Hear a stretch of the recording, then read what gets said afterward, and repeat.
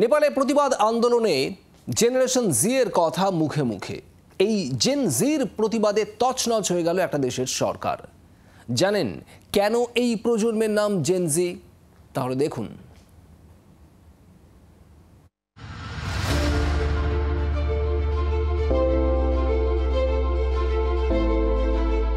নামে কিবা আসে যায়, আবার নাম দিয়েই যায় চেনা।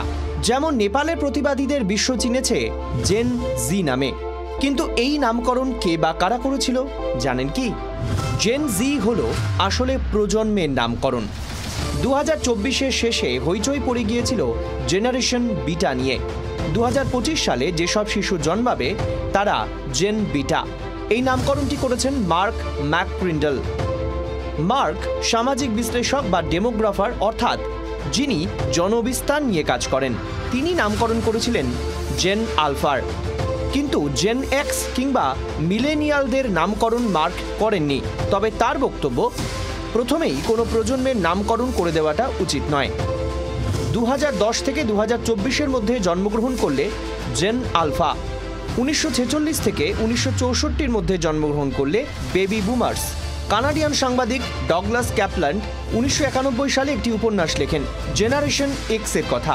লেখেন tells for an accelerated culture. সেখান থেকেই জেন এক্সকে চিনেছে বিশ্ববাসী।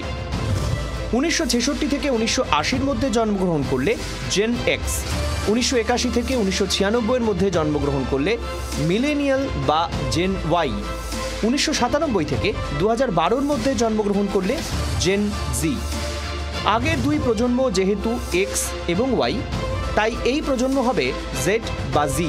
এই প্রজন্ম নিজেদের জেন জি বলতে দ্বিধাবোধ করে না মোটেই। আসলে নিজেদের আরও আধুনিক বোঝাতেই একটি প্রজন্ম নিজেদের পরবর্তী অ্যালফাবেট শনাক্ত করে।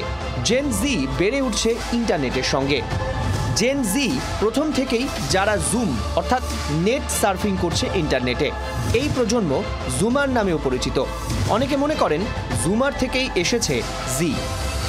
ব্যুরো রিপোর্ট, জি 24 ঘন্টা।